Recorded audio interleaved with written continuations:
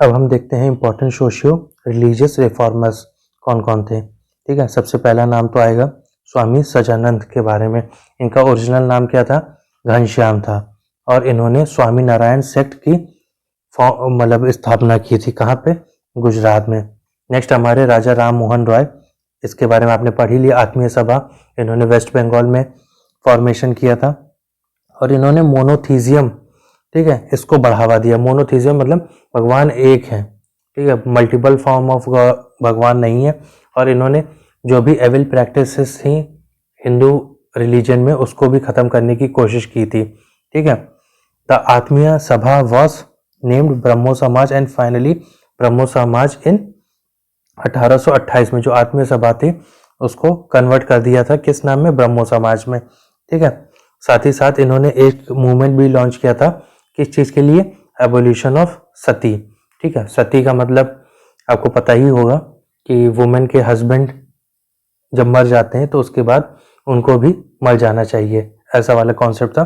तो वो सब इन्होंने खत्म करने की कोशिश की थी। साथ ही साथ एक जर्नल भी स्टार्ट किया था। जर्नल मतलब एक बुक, मैगजीन टाइप, तो शबद कौमुदी के नाम से। नेक्स्ट है हमारे देवेंद्रनाथ टैगोर। इन्होंने लीडरशिप ली थी किसकी? ब्रह्मो समाज की। जब राजा मोहन राय के बाद में जब वो उनका देहांत हो गया उसके बाद का जो लीडरशिप थी वो देवेंद्रनाथ टैगोर ने ली थी। ठीक है, साथ ही साथ इन्होंने तत्व बोधनी सभा का भी फॉर्मेशन किया था 1839 में। और एक बुक भी पब्लिश की थी, इसका नाम था तत्वबोधनी पत्रिका। ठीक है, नेक्स्ट है हमारे इंपॉर्टेंट पर्सन, वो है केशव चंद्र सेन। इन्होंने क्या किया? ही स्टार्टेड बामा बोधनी पत्रिका। ठीक है, जो कि एक जर्नल थी। जर्नल मतलब मैगजीन वुमेन्स के लिए। साथ ही साथ इन्होंने जो ओरिजिनल ब्रह्मो समाज था ना उसको बदल करके आदि ब्रह्मो समाज कर दिया था। ठीक है, और दूसरे वाले का ब्रह्मो समाज ऑफ इंडिया, मतलब इन्होंने डिवाइड कर दिया था। कुल मिला के कहने का मतलब ये है।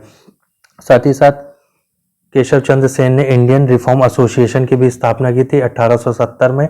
ठीक है, और किस लिए किया था? ताकि जो नेटिव, और ये भी रिफॉर्मर थे तो वुमेन्स के लिए काफ़ी ज़्यादा फाइट किए थे। तो उसी के ही रिएक्शन में, ठीक है, ब्रिटिशर्स ने एक एक्ट पास किया था जिसको नेटिव मैरिज एक्ट बोलते हैं, जिसको आज के टाइम पे हम सिविल मैरिज एक्ट कहते हैं। ठीक है, इसमें मैरिज से रिलेटेड रूल्स लिखे थे। और ये कौन सी ईयर में? ये भी इंपॉर्टेंट है, 1872 में। अब है नेक्स्ट हमारे आत्माराम पांडुरंग। ठीक है, इन्होंने प्रार्थना समाज की स्थापना की थी बॉम्बे में और बाद में इसको एमजी रानाडे ने भी ज्वाइन किया था। नेक्स्ट हमारे इंपॉर्टेंट पर्सनालिटी स्वामी दयानंद सरस्वती। ठीक है, जिनका ओरिजिनल नाम था मुल्ला शंकर के नाम से। इन्होंने आर्य समाज की स्थापना की थी। साथ ही साथ इन्होंने सत्यार्थ प्रकाश किताब भी लिखी थी और वेदा भाष्य भूमिका भी लिखी थी।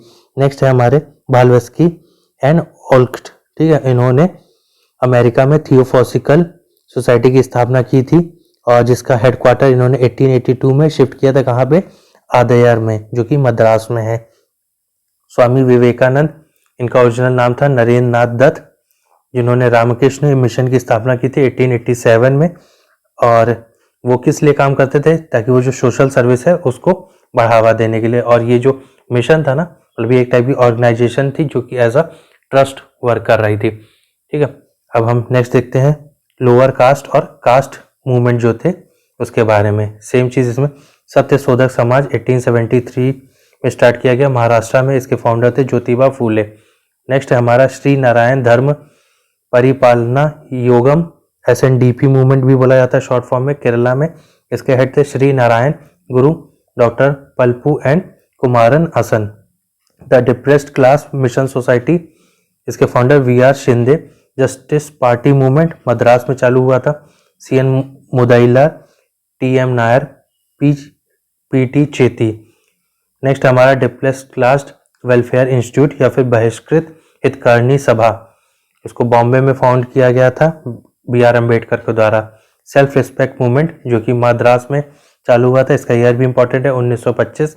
इसके स्टार्ट किसने किया था? EV रामास्वामी नायकर, इनको शॉर्ट में पेरियार भी बोला जाता है, तो पेरियार ऑफ साउथ भी बोला जाता है, तो EV रामास्वामी आप मार्क करेंगे। हरिजन सेवक संघ महात्मा गांधी ने। अब हम बात करेंगे फ्रीडम स्ट्रगल के बारे में। ठीक है, क्योंकि ब्रिटिश का जो डोमिनेंस था वो इंक्रीज होता चला जा रहा था और जो इंडियंस थे उनके अंदर फ्रीडम के लिए चाहत भी जग रही थी। ठीक है, तो जो सबसे पहला रिवोल्ट होता है वो होता है रिवोल्ट ऑफ 1857। ठीक है, इसका रीज़न क्या था, कॉज क्या था, वो वही था क्योंकि जो ब्रिटिशर्स थे वो पॉलिटिकली, इकोनॉमिकली और सोशो रिलीजियसली, ठीक है, और मिलिट्री, इन ये जो सारे हैं ना कॉम्बिनेशन, इनकी वजह से ही ये रिवोल्ट स्टार्ट हुआ था। क्योंकि वो जो पॉलिटिकल जो स्ट्रक्चर था इंडिया में उसमें इंटरफेरेंस कर रहे थे, इकोनॉमी के टर्म्स में जो ड्रेन ऑफ वेल्थ हो रही थी वहाँ पे, सोशियो रिलीजियस मूवमेंट जिसमें जैसे वुमेन्स के ऊपर बहुत ज़्यादा रिस्ट्रिक्शंस लग रखे थे तो वो लोग अब हटा रहे, वो ब्रिटिशर्स उसको इम्प्रूव करने की कोशिश कर रहे थे। तो लोगों को लग रहा था कि जो उनके कस्टम्स हैं जो वो फॉलो करते हैं, जो नॉर्म्स है वो ब्रेक हो रहे हैं। और मिलिट्री कॉज में भी सेम कि जो ब्रिटिशर्स में सोल्जर्स थे, जो इंडियन सोल्जर्स थे, उनमें अनइक्वल ट्रीटमेंट होता था, सैलरीज वगैरह में भी डिफरेंस था। और मेन जो कॉज था वो आपको पता है कि मंगल पांडे की वजह से, जब जो उन्होंने रॉयल एनफील्ड बंदूक इंट्रोड्यूस की गई थी, उसकी जो गोली मुंह से काट के उसमें भरनी थी, और वो उसमें क्या था कि एनिमल के उससे बनी थी, तो वो लोगों के रिलीजन को भी, सेंटिमेंट्स को हर्ट कर रहा था। और साथ ही साथ क्या है कि इस समय एक वो भी था, एक बिलीफ कि अगर कोई इंसान समुद्र पार करके जाता है तो उसका रिलीजन ख़त्म हो जाता। तो ये सारे कुछ क्या कहते हैं लोगों के प्रॉब्लम्स थी जिसकी वजह से इस रिवोल्ट का जो एक शुरुआत हो गया था। ठीक है, और पॉलिटिकली अगर हम देखें भी तो जो लोकल रूलर थे उनका भी जो पावर था वो भी छीनी चली जा रही थी। तो जो वहाँ के नेटिव रूलर थे वो भी, उनके अंदर भी क्या है कि विद्रोह की भावना जगने लगी थी। ठीक है, अब जैसे क्या अवध में, अवध को एनेक्स कर लिया 1856 में, ये भी आ जाता है ईयर, तो 1856 में एनेक्स कर लिया। ठीक है, ये बोल करके कि आपके यहाँ जो गवर्नमेंट काम कर रही है वो प्रॉपर काम नहीं कर रही है, करप्शन बहुत है। ठीक है, और जो आपके मध्य प्रदेश के रीजन के छोटे छोटे किंगडम थे जैसे सिंधिया हो गया, ठीक है, और क्या कहते हैं झांसी, नागपुर, ठीक है, तो यहाँ पर भी क्या है, इन्होंने डॉक्ट्रिन ऑफ लैप्स के तहत यहाँ पे सब कब्जा कर लिया। तो डॉक्ट्रिन ऑफ लैप्स का मतलब ये है कि अगर आपका उत्तराधिकारी नहीं है वो भी आपके खून का, तो फिर उसका जो राजा बनेगा वो ब्रिटिश के अंडर से ही बनेगा। ठीक है, और इकोनॉमी में बात कर ही लिया कि टैक्सेशन बहुत ज़्यादा थे। ठीक है, ज़बरदस्ती लोगों से पैसा वसूला जाता था। ठीक, और जो लोकल इंडस्ट्रीज थी उस समय वो सबको भी डिस्ट्रॉय कर दिया था। ठीक है, सोशियो रिलीजियस में मैंने बताया भी आपको, जैसे कि एबोलिशन ऑफ सती पास कर दिया गया था 1829 में, लीगलाइजेशन ऑफ विडो मैरिज, कि विडो जो है वो रीमैरी कर सकती है अपने आप को, 1856 में ये पास कर दिया था। ये सारे ईयर भी इंपॉर्टेंट है। मिलिट्री बात ही कर ली कि डिस्क्रिमिनेशन जो इंडियन सोल्जर्स के साथ किया जाता है। और इमीडिएट कॉज था क्या था, जो एनफील्ड राइफल थी, whose cartridge was said to have greased cover made of beef and pork, ठीक है, स्पार्क्ड ऑफ द रिवोल्ट। ठीक है, यही सबसे मेन रीजन था जो रिवोल्ट की शुरुआत होने के लिए। ठीक है, अब क्या हुआ कि 29 मार्च 1857 को जो 34 नेटिव इन्फेंट्री थी जिसको लीड कर रहे थे कौन, मंगल पांडे, ठीक है, उन्होंने किल कर दिया 2 ब्रिटिश ऑफिसर को, एक का नाम था हुगसेन और दूसरा बॉग। ठीक है, और कब, जब परेड हो रही थी बैराकपुर में, कलकत्ता में। ठीक है, फिर उसके बाद जो मुटनी थी, विद्रोह था, वो स्टार्ट हो जाता है मेरठ से 10 में 1857 में। और नारा क्या था, मारो फिरंगी को। ठीक है, और इस समय जो लीडर माना गया वो बहादुर शाह जफर, ठीक है, उसको माना गया कि शहंशाह ए हिंदुस्तानी, ठीक है, एम्परर ऑफ इंडिया।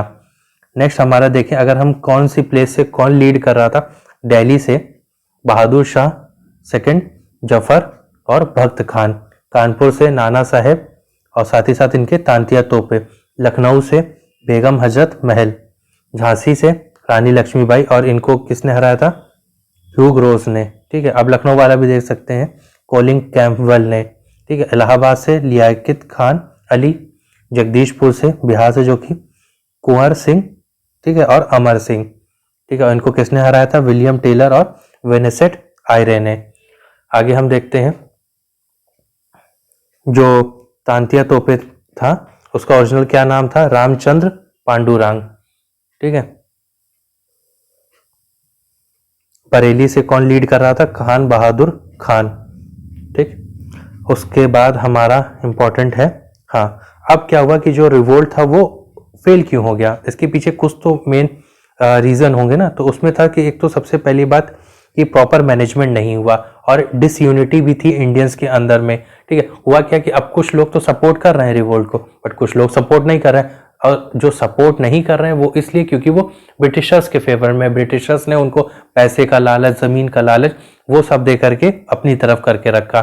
ठीक है, और कोऑर्डिनेशन भी नहीं था कि पीजेंट, जमींदार और अदर क्लासेस जो सिक्योर्स थे उनमें एक कोऑर्डिनेशन प्रॉपर नहीं था कि उनको वॉर में लड़ना कैसे है। ठीक है, और इसमें सबसे बड़ा प्रॉब्लम ये भी था कि एक कोई चीज होता है ना, मोटिवेट भी नहीं कर पा रहे थे हम एक्चुअली लड़ क्यों रहे हैं। ठीक है, और लड़ने जीत भी गए तो कौन लीड करेगा, कि अगर पीजेंट लड़ रहे हैं तो क्या पीजेंट की सुनी जाएगी, अगर उसमें मर्चेंट लड़ रहे हैं तो क्या मर्चेंट जीत जाएंगे तो मर्चेंट की सुनी जाएगी। तो ये भी एक सब प्रॉब्लम था, बट ऐसा नहीं है कि ये फेलियर था, बट एक ये कहते ना स्पार्क था, जो कि अब क्या कहते हैं चिंगारी लग चुकी थी, तो आने वाले वक्त में इंडिया अपनी इंडिपेंडेंस जरूर लेगा। ठीक है, ऐसा वाला हो गया था। और साथ ही साथ इसी समय में हिंदू मुस्लिम की यूनिटी भी देखी गई कि नहीं, ऐसा नहीं है कि हिंदू अलग है मुस्लिम अलग है, दोनों एक साथ बहुत अच्छे से फाइट करते हैं। ठीक है, और कहीं ना कहीं अब लोगों को आइडिया हो गया था कि नहीं, हम भी इंडिपेंडेंस जीत सकते हैं, ऐसा वाला कॉन्सेप्ट था। तो फर्स्ट जो वॉर ऑफ इंडिपेंडेंस, ये बात किसने कही थी? वीडी सावरकर ने कही थी। ठीक है, और ये बात सच भी थी कि उसके बाद इंडिया ने जिस तरीके से रोल प्ले किया है आगे इंडिपेंडेंस स्ट्रगल के लिए, तभी इंडिया 1947 में आज़ाद हो सका। ठीक है, कुछ बुक्स भी लिखी गई थी, ये इसके ऑथर का ज़रूरी है। The first Indian war of independence Karl Marx ने लिखी। The Indian war of independence VD Savarkar ने लिखी। The sipahi mutiny and the rebellion of 1857 RC Majumdar ने लिखी। ठीक है, cause of Indian revolt Sayyid Ahmad Khan ने लिखा। उसके बाद है हमारा, अब कुछ देखिए, अब आता है मॉडरेट फेस। मॉडरेट मतलब नरम दल। नरम दल का मतलब इस समय जो, अब देखिए, अब 1857 में आग तो लगी गई, अब लेकिन प्रॉब्लम ये थी कि अब हम लड़े कैसे, क्या हम फिर से वॉर लड़े? तो वो तो पॉसिबल था नहीं, क्योंकि इंडियंस रेडी नहीं थे, उनके पास ना ही वैसे सोल्जर्स थे, ना ही आर्टिलरी थी कि वो डायरेक्ट फाइट कर सके, या फिर उन्हें लगा कि क्या हम रिक्वेस्ट करें। तो उस समय फिर यही डिसाइड किया गया कि हम मॉडरेट तरीके से अब फाइट करते हैं अपनी इंडिपेंडेंस के लिए, और ये चलता है 1885 से लेकर के 1905 तक। ठीक, अब इसमें क्या हुआ, कुछ ऑर्गेनाइजेशन बनी, उन्होंने ये सोचा कि अब हम अपने तरीके से मतलब प्रे करेंगे उनसे, ठीक है, अपना लिख के देंगे, ठीक है, पैम्पलेट्स में रिक्वेस्ट करेंगे ताकि वो लोग हमारी बात सुने। ठीक, तो उसमें से कुछ इंपॉर्टेंट ऑर्गेनाइजेशंस पढ़ेंगे जो कि इंडियन नेशनल कांग्रेस के पहले आई। ठीक है, इंडियन नेशनल कांग्रेस की स्थापना होने के बाद में एक क्लियर विजन मिला कि अब हमें लड़ना कैसे, बट उसके पहले जो छोटी छोटी ऑर्गेनाइजेशन बनी थी उनका भी एक रोल है। ठीक है, वो भी हम देख लेते हैं। सबसे पहला जैसे तो लैंड होल्डर सोसाइटी, ठीक है, द्वारका नाथ टैगोर ने स्टैब्लिश किया। फिर हमारा British India society William Adam ने, जो कि लंदन में। नेक्स्ट हमारी ब्रिटिश इंडियन एसोसिएशन। ठीक है, अब इन दोनों को जब 1 और 2 को मर्ज कर दिया गया तो क्या बन गई? ब्रिटिश इंडिया एसोसिएशन, जो कि कलकत्ता में इसका प्लेस था, और फाउंडर थे इसके देवेंद्र नाथ टैगोर। फिर है नेक्स्ट हमारा बॉम्बे एसोसिएशन, जगन्नाथ शंकर सेठ। ईस्ट इंडिया एसोसिएशन लंदन में 1866 में दादा भाई नरोजी ने इसको स्टैब्लिशमेंट किया। Poona Sarvajanik Sabha, S H. Chiplunkar, G V. Joshi, M G. Ranade. फिर है इंडियन सोसाइटी लंदन में आनंद मोहन बोस ने। इंडियन लीग कलकत्ता में शिशिर कुमार घोष। इंडियन एसोसिएशन कलकत्ता में सुरेंद्र नाथ बनर्जी एंड आनंद मोहन बोस। ठीक है, फिर है हमारा इंडियन नेशनल कांग्रेस, जो कि सेम इन्हीं पर्सन ने ही स्टैब्लिश किया था। आगे देखते हैं हम। नेक्स्ट है हमारा बॉम्बे प्रेसिडेंसी एसोसिएशन। इसके फाउंडर थे फिरोज शाह मेहता, के.टी. तलियांग और बदरुद्दीन तैयब जी। अब सबसे इंपॉर्टेंट आता है हमारा इंडियन नेशनल कांग्रेस, जिसकी स्थापना बॉम्बे हुई थी 1885 में, और इसकी फॉर्मेशन कौन करवाया था? A.O. ह्यूम। ठीक है, जो पहला सेशन था इंडियन नेशनल कांग्रेस का वो कहाँ पे हुआ था? गोकुल दास तेजपाल संस्कृत कॉलेज, जो कि बॉम्बे में है, और किसकी प्रेसिडेंटशिप के अंडर में? W.C. बनर्जी। ठीक है, और इस समय टोटल 72 डेलीगेट्स थे जो रिप्रेजेंट कर रहे थे इंडियन नेशनल कांग्रेस को। तो फॉर्मेशन किसकी मदद से हुआ था? A.O. ह्यूम की मदद से। और फर्स्ट प्रेसिडेंट कौन बने थे? W.C. बनर्जी। ठीक है, कुछ इंपॉर्टेंट लाइंस हैं जो बोली गई थी, वो किसने बोला था ये भी जानना जरूरी है। INC represents only a microscopic minorities, ये किसने बोला था? लॉर्ड डफरिन ने। INC is a begging institute, Aurobindo Ghosh ने। ठीक है, the Congress is tottering to its fall and one of my great ambition while in India is to assist it to a peaceful demise. Lord Curzon ने INC playing with bubbles. Bipin Chandra Pal ने INC should distinguish between begging and claiming the right. बाल गंगाधर तिलक ने। ठीक है, अब जैसे जो moderate phase था वो इतना ज़्यादा जो उसके अचीवमेंट्स थे वो नहीं हो पा रहे थे, तो लोगों के अंदर कहीं ना कहीं फ्रस्ट्रेशन भी होने लगी कि अब हमें अपने जो तरीके हैं इंडिपेंडेंस स्ट्रगल के लिए उसमें कुछ बदलाव करना चाहिए। तो अब आता है हमारा एक्सट्रीमिस्ट फेज जो कि 1905 से 1917 तक चलता है। अब रीजन क्या था ये भी अब हम एक बार फिर से डिस्कस कर लेते हैं। देखिए, realization that the true nature of British rule was exploitative. ठीक है, अब लोगों को समझ में आ गया था कि जो मेन जो है ना फंडा ब्रिटिश का वो है एक्सप्लॉयट करना। ठीक, फिर उसके बाद कुछ इंटरनेशनल इन्फ्लुएंसेस भी थे जिसकी वजह से क्या है कि लोगों को लगा नहीं अब हम भी जीत सकते हैं। मतलब क्या था कि जो छोटी छोटी पावर्स थी, ठीक है, दूसरे कॉन्टिनेंट में, यूरोप में, तो वो ब्रिटिश के अगेंस्ट में लड़ भी रही थी और वो जो और बड़े बड़े एम्पायर्स थे उनको वो हरा भी रही थी। तो वो भी लोगों को देख के लग रहा था, जैसे कि मैं बताता हूँ, इथोपिया की विक्ट्री हुई थी इटली में, ठीक है, इटली के साथ। फिर उसके बाद क्या है कि जापान की विक्ट्री हो गई थी रशिया के साथ। तो यही लोग कंपेयर करने लगे कि यार जापान जैसा छोटा सा देश वो हरा सकता है रशिया को, तो इंडिया क्यों नहीं हरा सकता ब्रिटिशर्स को। तो ये सबसे काफी ज्यादा लोग इन्फ्लुएंस हो गए और उन्हें लगा कि नहीं अब हमें अपनी चीजों में थोड़ा बदलाव करना चाहिए। और जो मॉडरेट्स को खुश करने के लिए ब्रिटिश कुछ रिफॉर्म कर तो रहे थे, बट वो लोगों को लगता था ये इनकम्प्लीट है, ये इनकम्प्लीट जस्टिस है कि नहीं, इससे पूरी तरीके से उनको प्रॉपर फ्रीडम नहीं मिल रहा। तो इसीलिए अब एक्सट्रीमिस्ट लीडर आते हैं। इसमें सबसे इंपॉर्टेंट नाम है बाल गंगाधर तिलक, लाला लाजपत राय, विपिन चंद्र पाल, सर अरबिंदो घोष। तो ये भी क्वेश्चन में आ जाता है who are the extremist leader. ठीक है, तो ऐसे शॉर्ट फॉर्म में भी बोला जाता है बाल लाल पाल। ठीक है, तो पहले पढ़ते हैं हम बाल गंगाधर तिलक के बारे में। तो इनको लोकमान्य तिलक भी बोला जाता है। ठीक है, इन्होंने न्यूज़पेपर चालू किया था केसरी मराठा लैंग्वेज में और मराठा इंग्लिश लैंग्वेज में। तो ये यहाँ पे डिस्टिंग्विश है, तो ध्यान रखिए। फिर है गणपति फेस्टिवल भी इन्होंने ऑर्गेनाइज करना शुरू किया था और शिवाजी फेस्टिवल भी। ठीक है, और इनको क्या किया गया था कि इन्होंने कुछ seditious article against the British लिखे थे, तो इसकी वजह से इनको मांडले जेल में जो कि बर्मा में थी वहां पे इनको भेज दिया गया था। और 1916 में इन्होंने होम रूल लीग भी चालू किया था। ठीक है, और इन्होंने लिखा था गीता रहस्य। ठीक, और तिलक ने बोला भी था इस होम रूल के बाद स्टार्ट करने के बाद कि Swaraj is my birth right and I will have it. तो ये भी स्टेटमेंट आ जाता है, ये किसने कहा था, तो बीजी तिलक ने। नेक्स्ट हमारे लाजपत राय, तो जो all India trade union Congress बनी थी 1920 में, उस पे ये बैठते हैं। ठीक है, ही प्रिसाइडेड ओवर द AITUC इन 1920। ठीक है, फिर इनका भी सेम यही चीज, ये भी एक्सट्रीमिस्ट थे और इन्होंने साइमन कमीशन आई थी, इसके बारे में हम आगे डिस्कस करेंगे, उसके अगेंस्ट में भी प्रोटेस्ट किया था। और इसी के समय जब ये प्रोटेस्ट कर रहे थे तो इनकी मृत्यु हो जाती है। नेक्स्ट है हमारे विपिन चंद्र पाल। ठीक है, इन्होंने स्टार्ट किया था एक इंग्लिश वीकली जिसको बोलेंगे हम न्यू इंडिया के नाम से था, और साथ ही साथ इन्होंने वंदे मातरम की भी स्थापना की थी। नेक्स्ट है हमारे सर अरबिंदो घोष।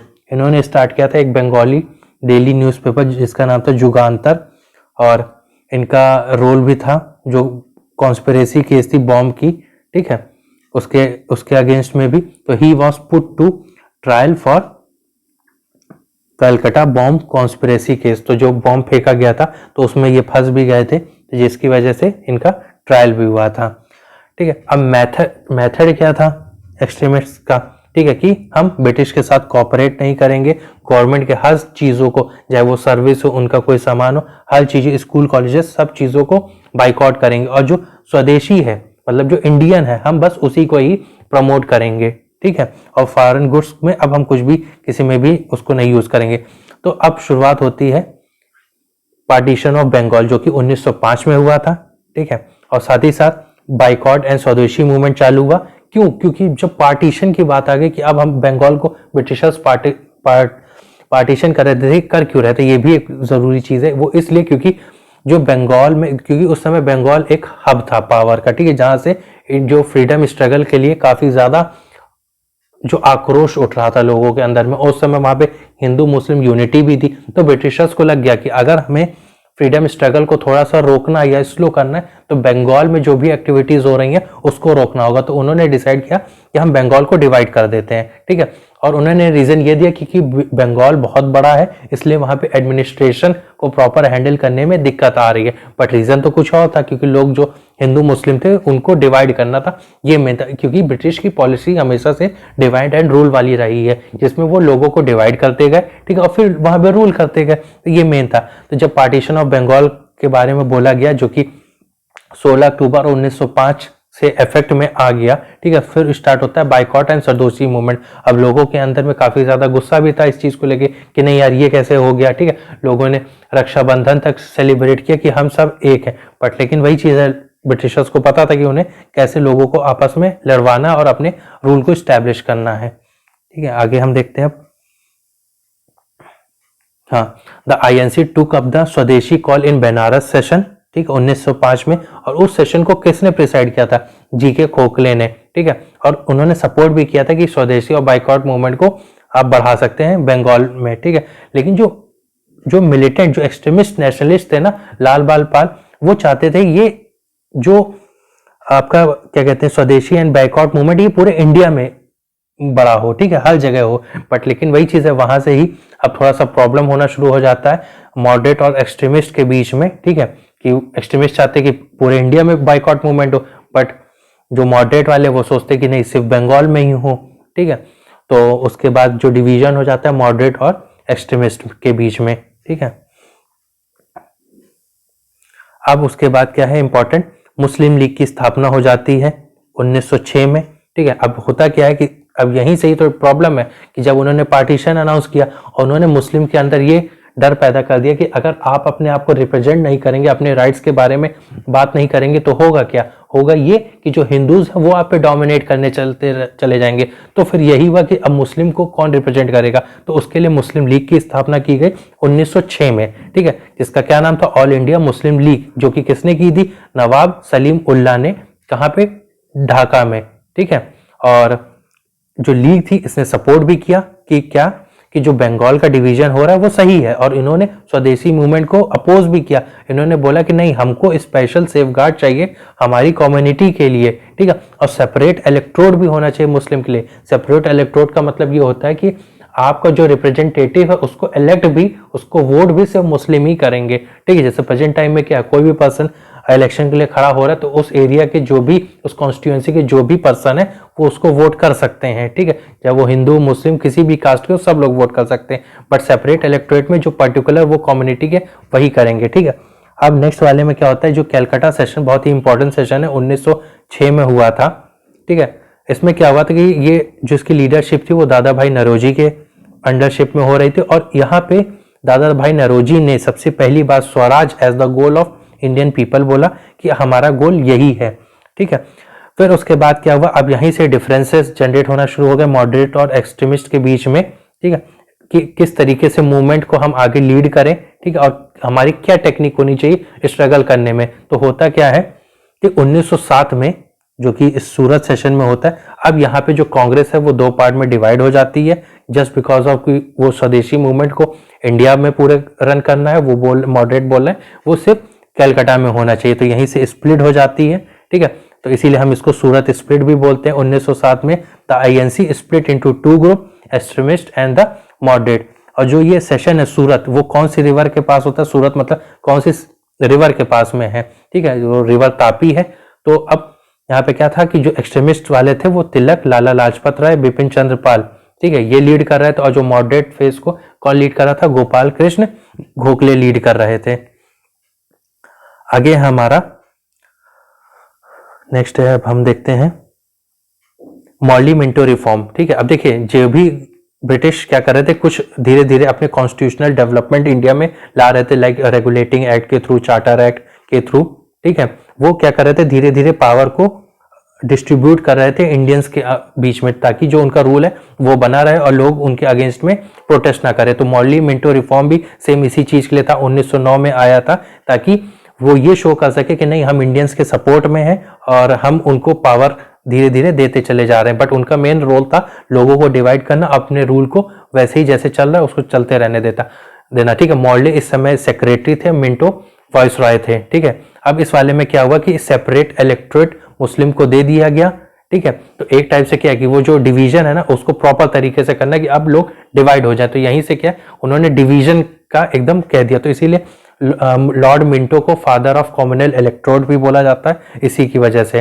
ठीक है, तो आपने यहां से देख ही लिया। अब आगे हम देखते हैं home rule movement. Home rule movement की स्थापना 1915 से 16 के बीच में की गई। ठीक है, और किसने स्टार्ट किया था? बीजी तिलक ने पुणे में, और एनी बेसेंट ने चालू किया था 1916 में इन्होंने भी।